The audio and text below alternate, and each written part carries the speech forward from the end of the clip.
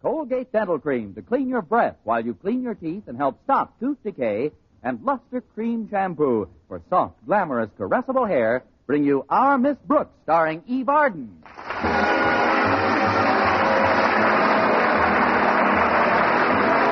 It's time once again for another comedy episode of Our Miss Brooks under the direction of Al Lewis.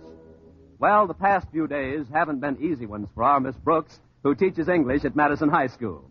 It seems that she is called upon to assume additional duties whenever Mr. Conklin, Madison's beloved principal, loses a secretary.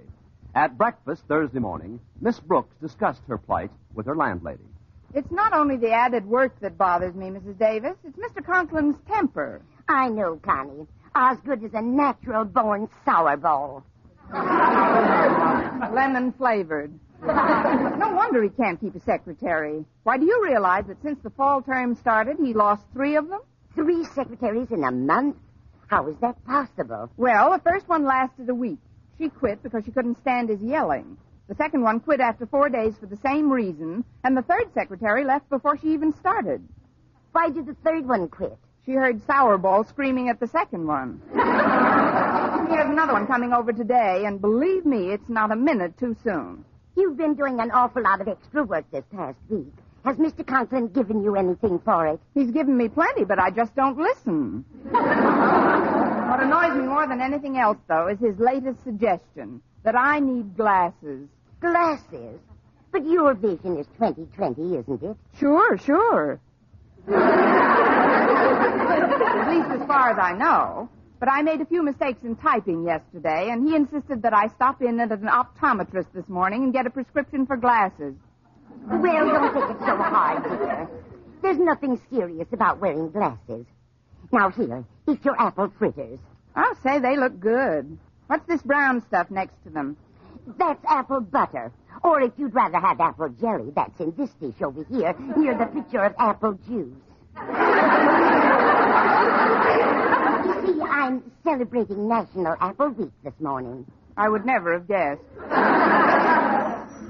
Oh, that's Walter Denton. He's going to drop me at the optometrist this morning. The door's open, Walter. Come on in. Do you think you'll want something to eat? You'll want everything to eat. Tomorrow, fair lady. Well, and what is this I see before me? Apple fritters?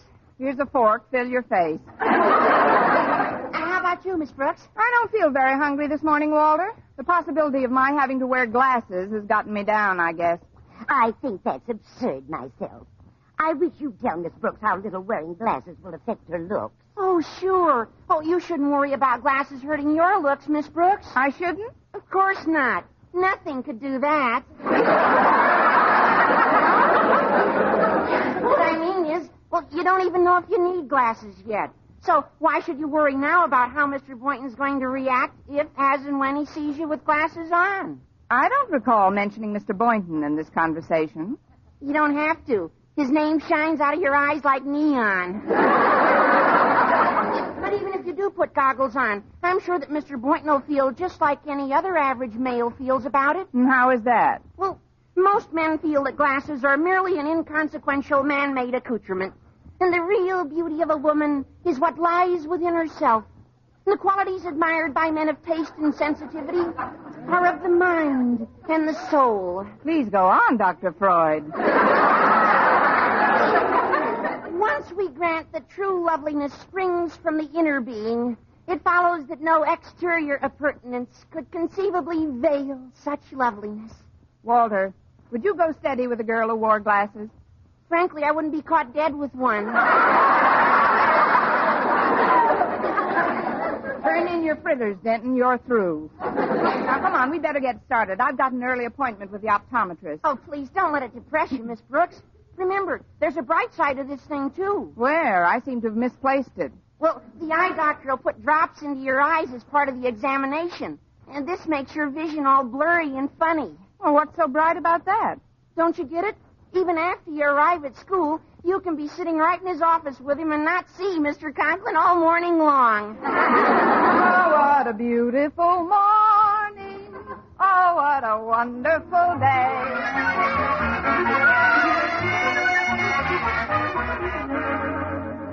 Oh, what a beautiful morning. Oh, what a beautiful day. You certainly are chipper this morning, Daddy.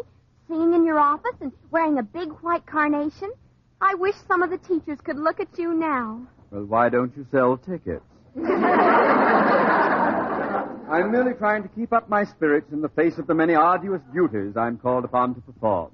Have you completed arrangements for Uncle Henry's party tonight? Not quite, my dear, but I'll attend to it presently. I don't know why his bachelor friends insist on giving a man a party simply because he's going to get married.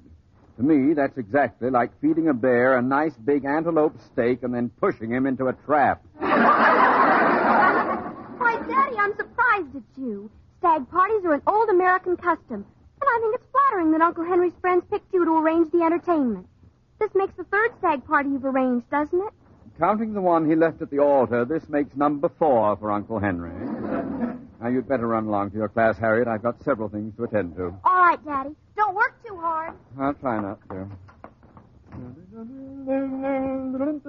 There'll be a hot time in the old town tonight. This is the principal's office.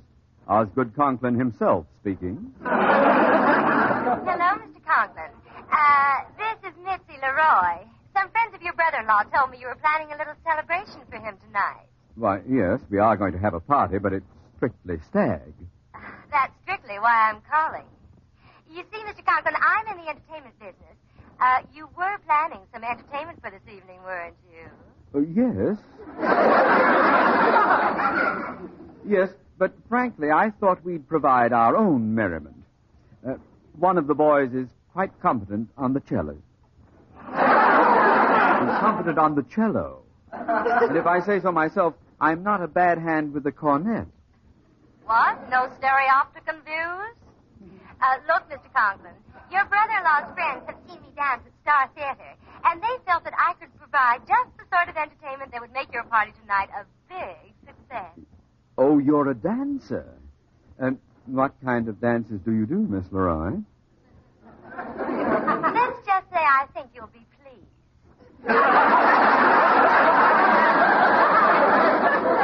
My fee for the evening is $50 plus an additional charge of $7.50. What's that for? Balloon insurance. Now, about my costume. Just a minute. Just a minute. You'll have to excuse me now, Miss Leroy. I'll take up this matter of entertainment with some of the other fellows and then make my decision. Oh, then you want me to contact you later? That would be fine. Oh, thank you, Mr. Conklin. Goodbye. Goodbye. Come in. Come in. Oh, good morning, Mr. Conklin. How are you today? Fine, thank you. But I'm at my desk. You're talking to the umbrella stand. Oh, I'm sorry. It's these drops in my eyes. Mr. Conklin, what's the matter with you? What do you mean, what's the matter with me? Your face is so white, and it's all wrinkled. You're looking at the carnation in my buttonhole. Oh, thank goodness. I didn't see how your head could be leaning against your shoulder like that. But this blurry vision should pass in a couple of hours, and then I can type up the notes you need for the PTA meeting tonight. That won't be necessary, Miss Brooks. My new secretary is coming in this morning. Besides, I won't be addressing the PTA members tonight. There's another affair I have to attend. Another affair? Yes, my brother-in-law is getting married next week, and we're giving him a little party. Oh, Henry. Who's the lucky fourth? Who's going to address the PTA meeting if you don't show up? Mr. Stone, the head of the Board of Education, has kindly consented to go in my place. He'll be over this afternoon to pick up my speech. Now, I've got to leave for a while, so I'll appoint Harriet to monitor your first class, and I'd like you to stay here and take charge of my office until the new secretary arrives. Where are you going, Mr. Conklin? We're just chock full of curiosity today, aren't we? It so happens that I have a little shopping to do for the party. Some of Henry's friends will expect a bit of punch. I'm going to get the fruit for it now. Peaches and things. Be careful of that fruit, Mr. Conklin. What do you mean? Judging from the way your eyes looked after the last stag, you ran into some very bloodshot peaches.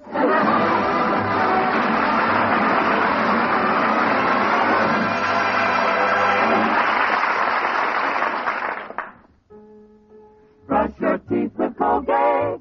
Colgate Dental Cream, it cleans your breath. What a toothpaste. While it cleans your teeth. Colgate toothpaste. Cleans your breath. What a toothpaste. While it cleans your teeth. Colgate Dental Cream cleans your breath while it cleans your teeth. And the Colgate way stops tooth decay best. More than 2 years' research showed the Colgate way of brushing teeth right after eating helped stop more decay for more people than ever before reported in dentifrice history. Yes, the Colgate way stopped tooth decay best. Better than any other home method of oral hygiene. No other dentifrice, ammoniated or not, has proof of such results. And you should know that Colgate, while not mentioned by name, was the only toothpaste used in the research on tooth decay recently reported in Reader's Digest. So always use Colgate to clean your breath while you clean your teeth. And stop tooth decay best. Brush your teeth with Colgate. Colgate Dental Cream, it cleans your breath. What a toothpaste. While it cleans your teeth. And the Colgate way stops tooth decay best.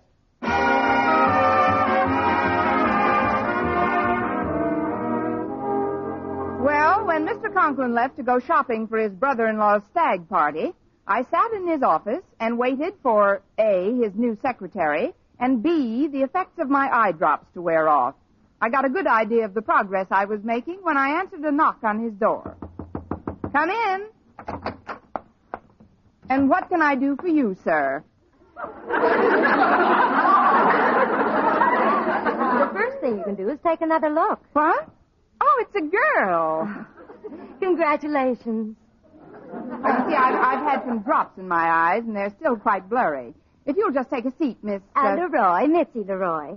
I talked to Mr. Conklin on the phone a little while ago. Of course, he's been expecting you. I'm Miss Brooks. I teach English here. Oh, glad to know you. Where is Mr. Conklin? He should be back in a very short time. He's doing some shopping. Why don't you just make yourself comfortable, Miss Leroy? Oh, I guess I might as well. Tell me, Miss Brooks, do you think Mr. Conklin will want to see a sample of my work? Well, if I know our beloved principal, he'll want to see several samples.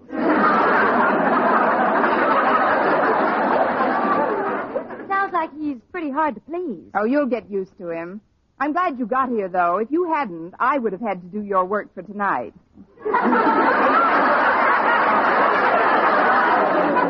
You? I might not look it, but I'm pretty efficient. Well, you could have fooled me. What do you do? Teach English on the side? Well, lately, that's been just about the size of it. I've had more outside work than I can handle. What do you work with, Miss Brooks? The usual tools of the trade. Some carbon paper and a typewriter. Carbon paper and typewriter? Of course, if it's a rush job, I just grind it out with a notebook and pencil. Now, that's what I call a new wrinkle. How long have you been doing this sort of work? Just this season. Mr. Conklin's had a tough time finding anybody. Oh, he must be pretty particular. He is rather temperamental, but if you don't mind a little shouting now and then, you'll get along fine. Well, I'm used to that. I worked at an Elks convention last night. Oh. There's the bell for another class. Now that you're here, I can run along. Is there anything I can get you before I go? No, thanks. I've got everything I'll need in this bag. I'd certainly like to clinch this job. There's only one way to do it, Miss Leroy. When Mr. Conklin gets back, you'll be all ready to work.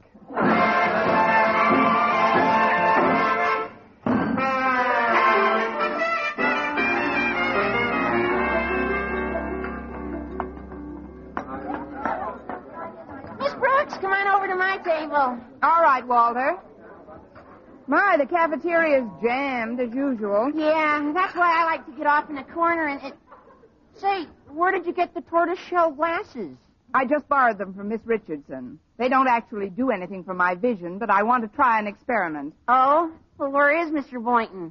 Mr. Boynton? Sure. You want to see how he reacts if you really do have to wear glasses? Where is he? He's coming through that aisle over there. What aisle? The same one you're leaving by. Find it on the table like a good boy. Okay, Miss Brooks. I gotta look for Harriet Conklin anyway. I'll see you in the not-too-distant future. Or the not-too-present present. Oh, pardon me, Miss Brooks. Do you mind if I join you at this table? Not at all, Mr. Boynton. I've been more or less expecting you. Oh, good. Now, I'll just set this tray down. Oh, I certainly had a difficult morning. Some of those kids just flatly refuse to learn biology. So do some adults I know. So, now that you're here, Mr. Boynton, do you notice anything different? Different? Yes. Look closely. Well, what do you know about that? They put a bottle of ketchup on every table. That is pretty exciting, especially for people who have a red tooth. That's not what I had in mind. Mr. Boynton, do you remember how I looked yesterday? At what? Not at anything. I just want to know how I looked to you when you looked at me. Well, you look fine. Thank you. Now, how do I look to you today? Fine. Let's have a glass of ketchup. I don't understand, Miss Brooks. Just what is it you'd like me to observe? Have you got a new hairdo, or did you manicure your nails in a different shade? Oh, forget about it, Mr. Boynton. As a matter of fact, I'm delighted with the result of my little one-man quiz program. Now let's eat, huh? Very well. My, that spinach of yours looks very appetizing. So nice and green. That's corned beef hash. Spinach is this gray stuff over here. Oh, by the way, Miss Brooks, there's something I meant to ask you when I first sat down at the table. What's that, Mr. Boynton? Why are you wearing Miss Richardson's glasses? So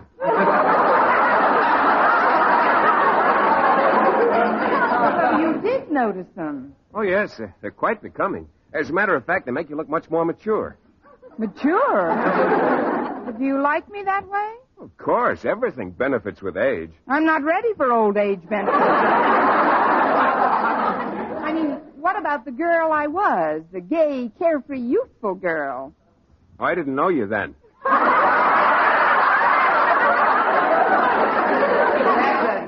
Hand me a blotter. I'm giving these eye drops back to the optometrist. You mean you've been examined for glasses, Miss Brooks? Mr. Conklin insisted, but I still think he's wrong. Excuse me, Mr. Boynton. Miss Brooks, there's something I gotta tell you. What's the trouble, Walter? You look as if you'd seen a ghost. I looked into Mr. Conklin's office for Harriet, and believe me, what I just saw was no ghost.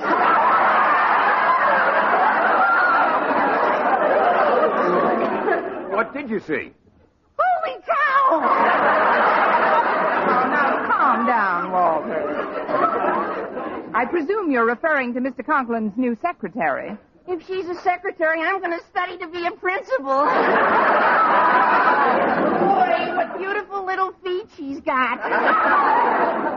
Is that all you noticed? Oh, her dress was beautiful, too. I saw it hanging in the closet.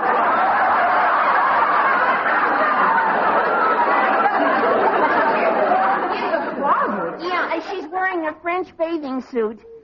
Don't you see, Miss Brooks? She's no secretary. She's a dancer. She told me she was trying to get a job entertaining tonight at a party Mr. Conklin's giving for his brother-in-law. His brother-in-law? Henry. He's a 4-time loser. You stay right here, Walter. Mr. Boynton, you and I have got to get that girl out of Mr. Conklin's office before he comes back. But, Miss Brooks... There's no time to argue. Mr. Stone is coming over here today, too. The head of the Board of Education? Gosh, if he sees what I saw, he'll flip what's left of his wig. This sounds like a crisis. We better take a look at this creature. Darn those optometrists. They never know whose eyes to put the drops in.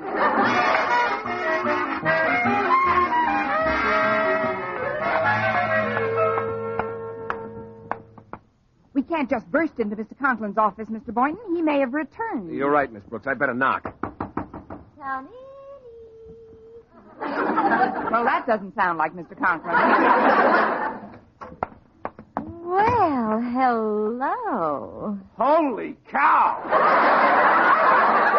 Miss Leroy, what are you doing in that French bathing suit? Blowing up my balloons. I work with several of them. Oh, but there's been a terrible misunderstanding. You've got to leave here at once. Oh, what's the hurry, honey? Don't you think you should introduce me to your friends? No, I don't. That isn't very polite, Miss Brooks. Miss Leroy, my name is Philip Boynton. I teach biology here. What time? Please, Miss Leroy, you ought to put some more clothes on. She'll catch her death of cold that way, don't you think so, Miss Brooks? Yes, but not soon enough. Now, where are your things, Miss Leroy? I'll help you get dressed. Oh, they're on that chair by the desk. But I've got to do an audition for this job tonight. You told me yourself to get ready, Miss Brooks. That's when I thought you were a secretary. Now, will you please put your dress on? It's too late, Miss Brooks. Mr. Conklin's just coming in the front door. I saw him through the window. Well, it's about time he showed up.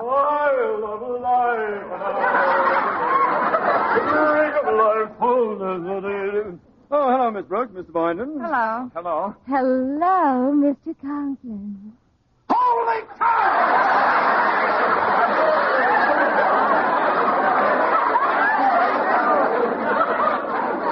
Miss Brooks, I left you in charge of this office. What is this woman doing here in that getup? She's just blowing up her balloon. I'm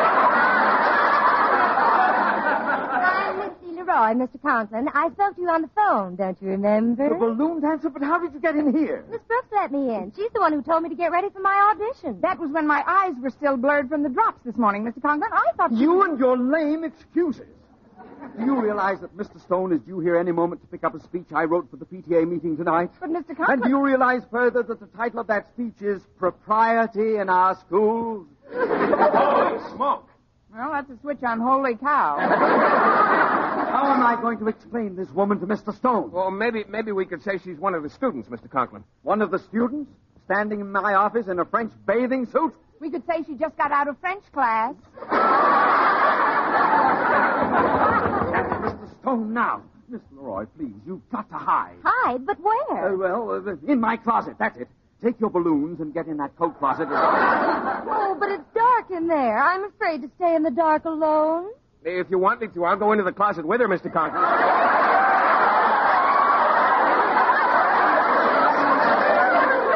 Over my dead body. It'll just take a few minutes, Miss Leroy, and you'll be... I'll be right there. Please, Miss Leroy, I'll engage you for tonight's party for any fee you name if you'll just get into that closet and stay there. Oh, well, if it's really a deal, I might as well cooperate. But try and make it snappy, will you? I'm getting a little chilly. Now, whatever you do, please help me get rid of Mr. Stone in a hurry. We'll do our best, Mr. Conklin. I'll let him in. Well, look who's here, Mr. Conklin. It's Mr. Stone. Why, so it is. Who were you expecting, Gypsy Rose Lee? Gypsy Rose Lee. That's a good one. Quiet, Boynton, quiet. Mr. Boynton and Miss Brooks were just discussing some details of the PTA meeting tonight, Mr. Stone. But unfortunately, my new secretary hasn't arrived, so the notes aren't typed up. However, if you'll come back in an hour, I'll have them all ready for you. Goodbye, Mr. Stone. I'll walk you to the door if you like. Now, not so fast. I'd like to sit down and chat for a moment, Osgood. Sit down? Very well. Sit right here by my desk, Mr. Stone. I'll just take these silk stockings and other garments off.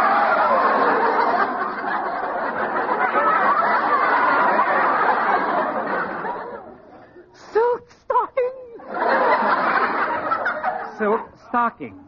What is all this feminine apparel doing in your office, Osgood? Feminine apparel? Oh, that must be the stuff you just bought for your wife, Mr. Conklin. Yes, the clothing you were telling us about. None of this is wrapped, and those garments look as if they've just been worn. Well, Mr. Conklin and his wife are both the same size, and somebody's got to try. Now, you finished chatting with Mr. Conklin. I have not finished. Gesundheit. Gesundheit. Gesundheit. Gesundheit. Now, about this speech you've written, Osgood, Now, wait a minute. That's very strange. What's very strange? There were 4 Gesundheits and only 1 sneeze. If all 4 of us said Gesundheit, who sneezed? Well, it was probably just an auditory illusion, Mr. Stone. Sometimes... Gesundheit. Gesundheit. Gesundheit. I pass.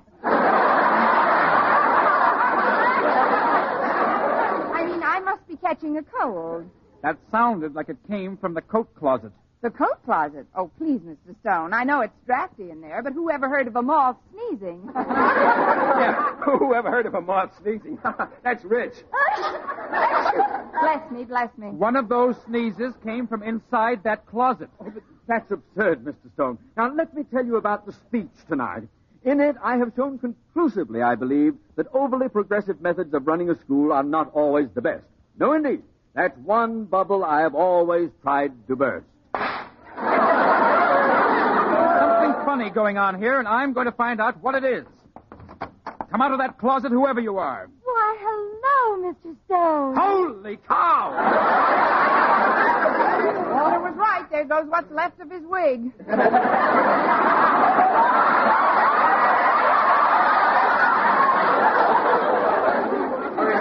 Explain to Mr. Stone. Oh, you don't have to explain who I am to Mr. Stone. I'm sure he remembers little Mitzi from the Elks convention he attended last week. Hello, Mitzi. So you know each other. Oh, certainly. Mr. Stone and I got acquainted at that convention. But I'd better be getting on home now. Can somebody give me a lift? Well, I'll be glad to drive you if you have no transportation. If she has no transportation, he says. Listen, Mr. Boynton, Mr. Stone can drive Miss Leroy home. They're fellow Elks. But I joined our local lodge the other night. That makes me a brand new elk, too. Well, if you want to live to be an old elk, you'll keep your antlers out of this whole deal.